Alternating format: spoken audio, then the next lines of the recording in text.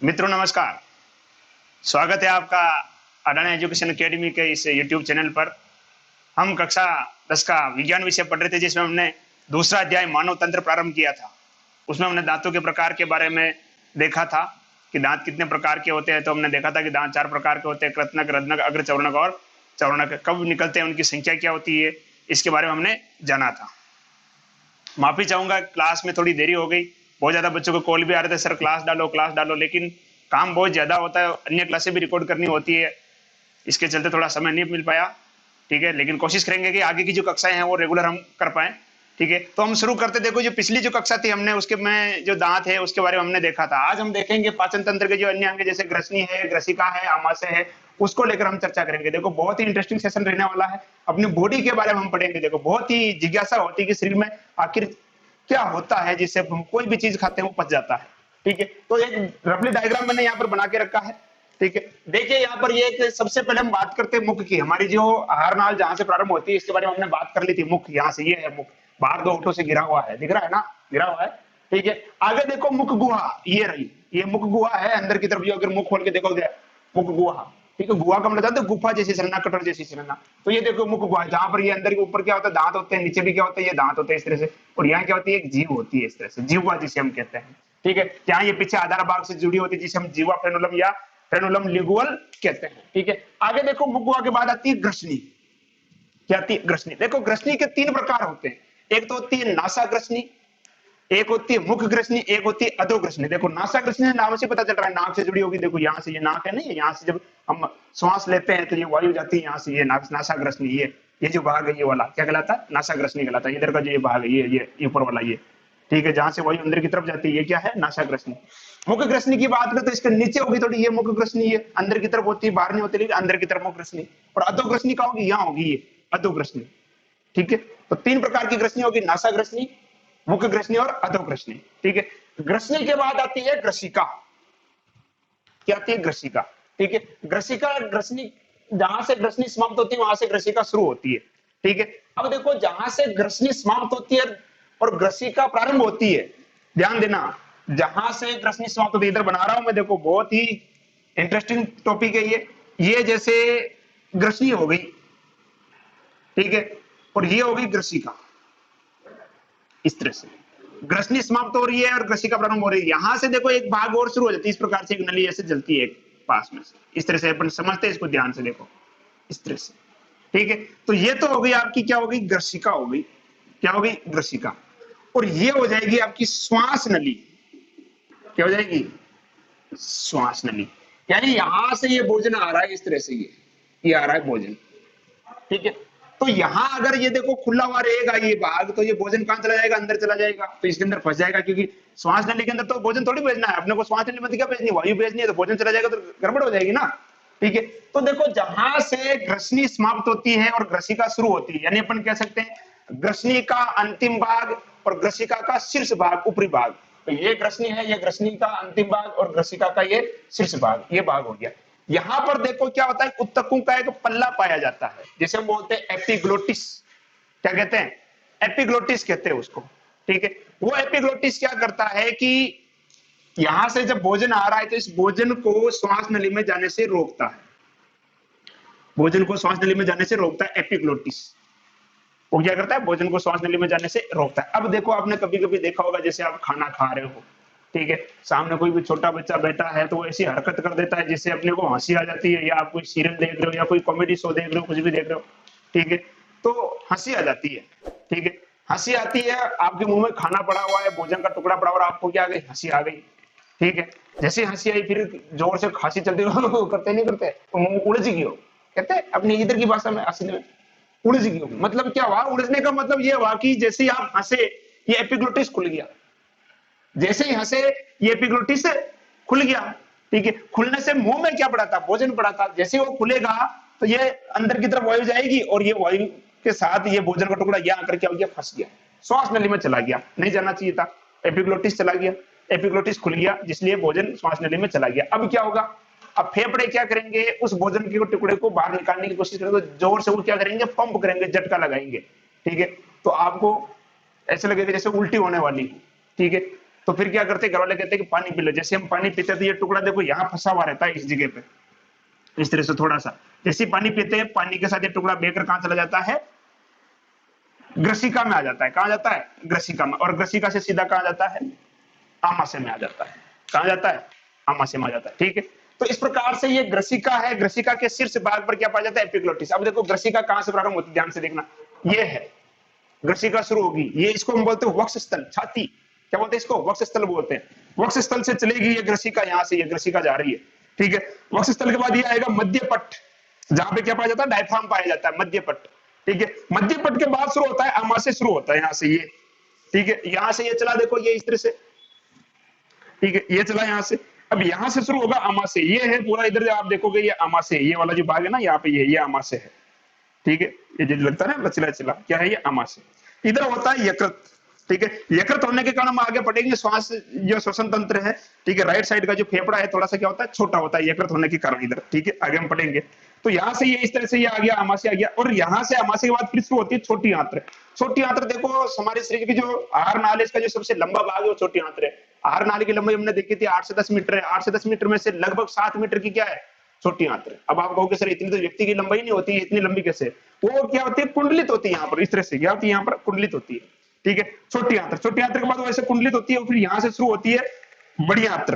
क्या शुरू होती है, बड़ी आंत्र। ये बड़ी आंत्र इस तरह से होती है यहाँ पर, ये इस तरह से ये जाती है, फिर ये नीचे की तरफ चली जाती है। ठीक है, तो ये पूरा का पूरा दिख रहा है, देखो ये आमाशय वाला ये हो गया इधर से। ठीक है, ये चला देखो यूं, ये चला नहीं चला। फिर यहाँ से ये इस तरह से देखो, ये कुंडलित है या नहीं है। ठीक है, और यहाँ होता है यकृत, ये इस तरह से। तो ये हो गया यकृत। देखो यकृत से पीत का स्रवण होता है, हम बात करेंगे आगे यकृत में डिटेल में। पीत क्या होता है, यकृत का एक भाग होता है जिसमें जाकर क्या होता है, एकत्रित होता है। यानी पीत का घर को क्या बोलते हैं, आशय। तो क्या हो जाएगा, पिताशय, पीत का आशय। ठीक है, यहां से देखो एक ग्रंथि और होती है इस तरह से, यहाँ पर कटिपट्टी पत्ती के समान होती है इस तरह से, पैंक्रियाज बोलते हैं जिसे, अग्नाशय ग्रंथि। क्या बोलते हैं, अग्नाशय ग्रंथि कहते हैं। डायबिटीज के लिए बहुत उत्तरदायी होती है। कैसे होती है आगे हम बात करेंगे इसको भी। ठीक है, यहां से देखो जब भोजन आएगा मुख से, किसमें आएगा, ग्रसनी, मुख गुहा से ग्रसनी, ग्रसनी से ग्रसिका में, ग्रसिका से सीधा जाएगा आमाशय में। ठीक है, हम जो भी खाना खाते हैं वो सीधा चलता जाता है, चलता जाता है, कहीं नहीं रुकता है। सीधा कहां रुकता है, आमाशय में रुकता है भोजन। भोजन कहां रुकता है, आमाशय में। ठीक है, हम कहते हैं पेट भर गयो, मतलब क्या हुआ, आमाशय भर गया। ठीक है, जब आमाशय फुल हो जाता है तो हम कहते हैं अब भूख नहीं है। ठीक है, आमाशय की जो कैपेसिटी होती है वो होती है लगभग 3 लीटर, या अपने पास हम कह सकते हैं 3 किलो भोजन धारण कर सकता है। आमाशय में भोजन पड़ा रहता है। ठीक है, और यहीं से पाचन की क्रिया प्रारंभ होती है। वैसे पाचन की अगर बात करें तो थोड़ा बहुत पाचन अपने जो मुख गुहा है उसमें जो लार ग्रंथि होती है, एमाइलेज एंजाइम का स्रवण करती है, जो स्टार्च को समझता है, माल्टो जो मदलता है। ठीक है, थोड़ा बहुत पाचन वहां हो जाता है, लेकिन मुख्य रूप से जो भोजन जब शुरू हो जाएगा, कहां से शुरू हो जाएगा, आमाशय से शुरू होगा। हम एक एक अंक को डिटेल में पढ़ेंगे, एक बार मैं इस पूरे को समझा देता हूं, फिर एक एक अंक को हम डिटेल में लेकर चलेंगे। ठीक है, आमाशय में देखो क्या होगा, यहाँ पर एक जठर ग्रंथि होती है जिससे जठर रस का स्रवण होता है। किसका स्रवण होता है, जठर रस का। ठीक है, गैस्ट्रिक जूस जिसे हम कहते हैं। देखो जठर ग्रंथि जो होती है, जठर ग्रंथि का एक भाग होता है, उस भाग की जो कोशिकाएं होती है उसे हम बोलते हैं ऑक्सेंटिक कोशिकाएं कहते हैं। क्या कहते हैं, ऑक्सेंटिक कोशिकाएं, हिंदी में बोलते हैं अम्लजन कोशिकाएं। क्या कहते हैं, अम्लजन कोशिकाएं। वो कोशिकाएं क्या करती है, HCl अम्ल यानी हाइड्रोक्लोरिक अम्ल का स्रवण करती है। कोशिका क्या करती है, हाइड्रोक्लोरिक अम्ल का क्या करती है, स्रवण करती है। ठीक है, यहां पर आमाशय में आ गया, और यहां पर जो ऑक्सेंटिक कोशिकाएं क्या करेगी, हाइड्रोक्लोरिक अम्ल का स्रवण करेगी। वो अम्ल क्या करेगा, भोजन का क्या करेगा, अम्लीय बना देगा। क्या बना देगा, अम्लीय। अम्लीय क्यों बनाता है वो हम आगे पढ़ेंगे, अम्लीय बना देता है। और साथ ही क्या करता है कि भोजन के साथ अगर कोई कीटाणु आ गए अंदर तो उन कीटाणु को मारने का काम भी करता है। ठीक है, इसलिए यानी यहाँ जब भोजन आएगा तो कैसा हो जाएगा, खट्टा हो जाएगा। कैसा हो जाएगा, अम्ल मिलने से क्या हो जाएगा, खट्टा हो जाएगा। अब सपोज करो कि आपने खाना खाया, ठीक है, 1-1.5 घंटे बाद आपको उल्टी होती है, तो उल्टी का स्वाद हमेशा कैसा होता है। अब आप कहोगे सर गंदी बातें कर रहे हो, ठीक बेटा, सब्जेक्ट है। ठीक, उल्टी का स्वाद हमेशा कैसा होता है, खट्टा होता है। कारण क्या है, तुरंत आएगा तो नहीं होगा, लेकिन आपने चाहे मीठा खाया हो, कुछ भी खाया, लेकिन घंटे 1.5 घंटे बाद अगर आपको किसी कारणवश अगर उल्टी होती है तो उल्टी का स्वाद हमेशा कैसा होगा, खट्टा होगा। मुंह में जो आपको खट्टा खट्टा लगेगा। कारण क्या है कि जैसे ही भोजन, क्योंकि मैंने बताया था सीधा भोजन कहां कर रुकता है, आमाशय में आकर रुकता है। जब भोजन आमाशय में आकर रुकता है तो इसके अंदर क्या मिल जाता है, अम्ल मिल जाता है। और अम्ल स्वाद में कैसे होते हैं, खट्टे होते हैं। ये भी आपने छोटी क्लास में पढ़ा होगा, नहीं तो हम 10वीं के अंदर पढ़ लेंगे और डिटेल में। ठीक है, तो अम्ल मिल जाने से भोजन कैसा जाता है, खट्टा। और जब यहाँ से जब उल्टी होती है यहीं से भोजन वापस जाता है। ठीक है, इसलिए इसका स्वाद कैसा लग जाता है, खट्टा लगने लग जाता है। इसके बाद भोजन देखो यहाँ से चलता है छोटी आंत्र में। तो भोजन का जो सर्वाधिक पाचन होता है हमारे शरीर में, सबसे अधिक पाचन कहाँ होता है, छोटी आंत्र में ही होता है। सबसे अधिक पाचन जो होता है छोटी आंत्र में। छोटी आंत्र के भी 3 भाग होते हैं, जब हम इसकी बात करेंगे आंत्र की तो डिटेल में पढ़ेंगे। ठीक है, छोटी आंत्र में क्या होता है, भोजन का और अधिक पाचन होता है। उसके बाद पाचन होने के बाद फिर भोजन का क्या किया जाता है, अवशोषण किया जाता है। भोजन को अवशोषित करके उसको भेजा जाता है, रक्त वाहिनियों में भेजा जाता है। कहां पर भेजा जाता है, रक्त वाहिनियों में। रक्त वाहिनियां क्या करती है, उस भोजन को रक्त के साथ कहां ले जाती है, कोशिका तक ले जाती है। कहां तक ले जाती है, कोशिका तक ले जाती है। ठीक है, और कोशिका उस भोजन का उपयोग करके क्या बनाती है, एटीपी यानी एडिनोसिन ट्राइफॉस्फेट, जिसे हम कहते हैं ऊर्जा बनाती है। क्या बनाती है, ऊर्जा। एक मोटे मोटे तौर पर समझा रहा हूं मैं, क्या बनाती है, ऊर्जा बनाती है। उसके बाद अगर कुछ भोजन ऐसा हो गया जिसका पाचन नहीं हुआ, ठीक है, तो वो आगे जाएगा कहां पर, उसको बड़ी आंत्र में धकेल दिया जाता है। कहां धकेल दिया जाता है, बड़ी आंत्र में धकेल दिया जाता है। बड़ी आंत्र क्या करेगी, उसमें से जो भोजन में जो जल होगा, जल का क्या करेगी, अवशोषण करेगी। जल का अवशोषण करने से जो बचा हुआ पदार्थ है वो क्या हो जाता है, गाढ़ा हो जाता है। क्या हो जाता है, गाढ़ा। ठीक है, उस गाढ़े पदार्थ को कहां धकेल दिया जाता है, इस मलाशय में। मल प्लस आशय यानी मल का घर, इस मलाशय में धकेल दिया जाता है। ठीक है, मलाशय की जो पेशियां होती है, क्या होती है, संकुचनशील पेशियां होती है। क्या होती है, संकुचनशील पेशियां। इस प्रकार से मलाशय, तो वो जब मल भरा रहता है, ठीक है, तो ये मलाशय की पेशियां क्या करती है, धीरे धीरे क्या करती है, संकुचन करती है। क्या करती है, संकुचन करती है। संकुचन से फिर गुदानाल पर दबाव पड़ता है। गुदानाल के बाद एक द्वार होता है, मल द्वार कहते हैं जिसे। तो मल द्वार पर क्या बढ़ता है, दाब बढ़ता है। तो आगे की क्रिया आप सभी जानते ही हैं। ठीक है, क्लियर। तो ये एक मोटे तौर पर मैंने समझा दिया, और जब अपन एक एक अंग को पढ़ेंगे तो उसको लेकर भी हम चर्चा करेंगे। तो सबसे पहले हम बात करते हैं ग्रसनी के बारे में। ग्रसनी क्या है, क्या लिख सकते हैं, देखो ग्रसनी के लिए। ठीक है, ग्रसनी कहां शुरू होती है, यानी मुख गुहा आगे चलकर एक लंबी नलिका में खुलती है। नोट्स बनाना अगर चाहो आप तो सबसे पहले हेडिंग लगा ले, ग्रसनी। एक एक को हम लेकर चलते हैं, ग्रसनी क्या होती है देखो।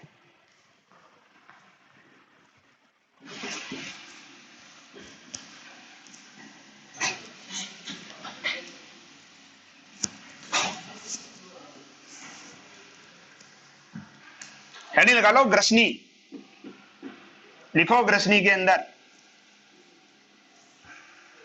लिखो, मुख गुहा,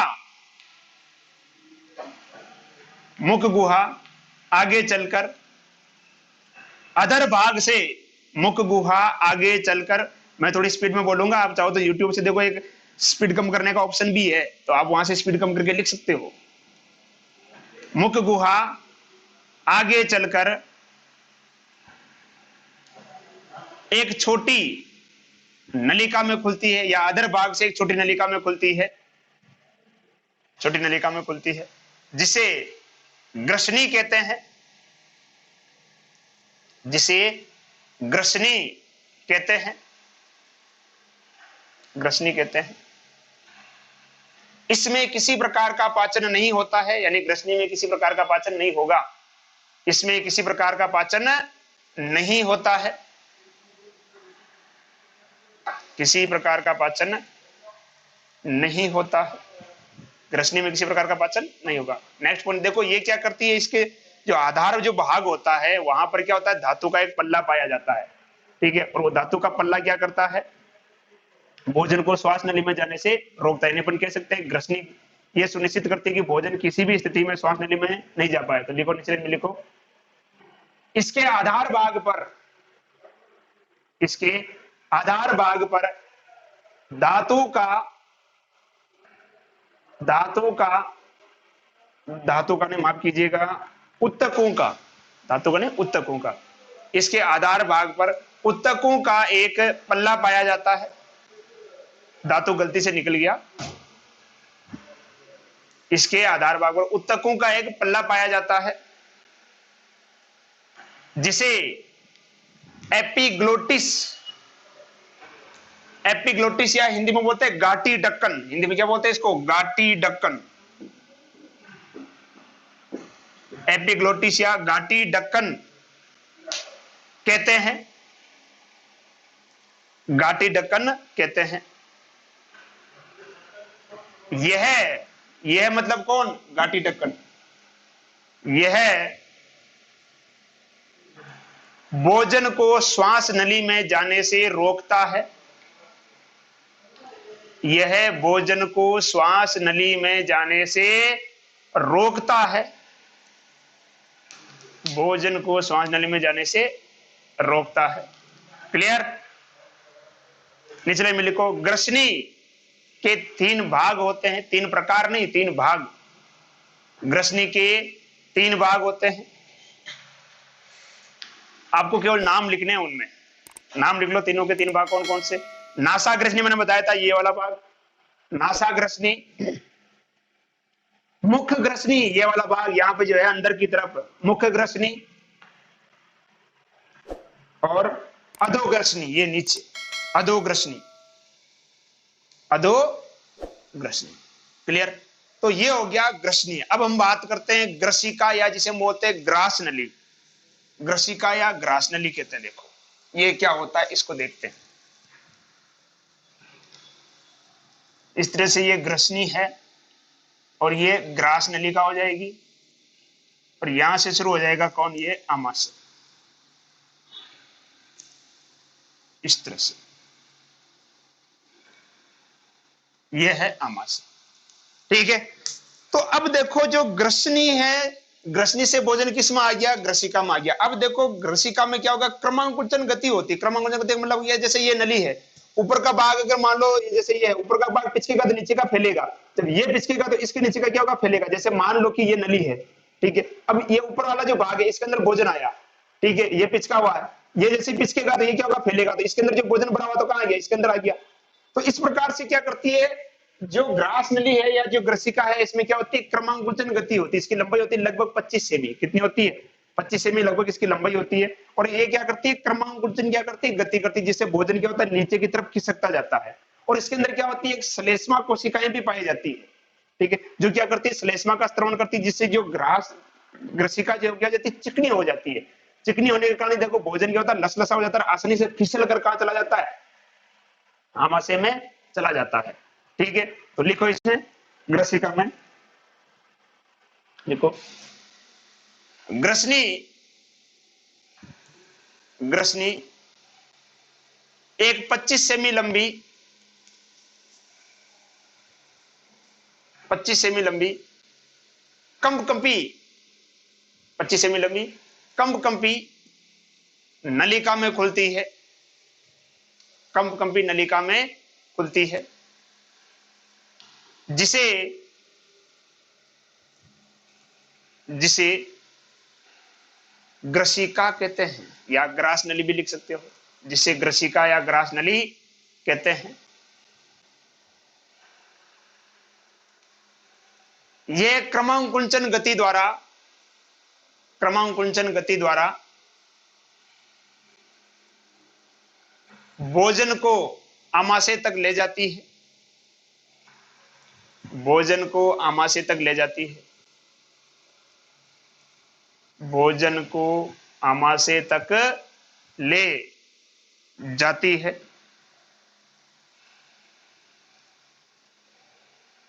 नेक्स्ट लिखो, इसमें श्लेष्मा ग्रंथियां पाई जाती है, या श्लेष्मिक ग्रंथियां या श्लेष्मिक कोशिकाएं भी कहीं कहीं लिखा हुआ मिल सकता है आपको। ग्रंथियां पाई जाती है जो श्लेष्मा का स्त्रवण करती है, जो श्लेष्मा का स्त्रवण करती है। श्लेष्मा का स्त्रवण करती है। ये भोजन को, ये मतलब कौन? श्लेष्मा। ये भोजन को लसदार बनाता है। भोजन को लसदार बनाता है,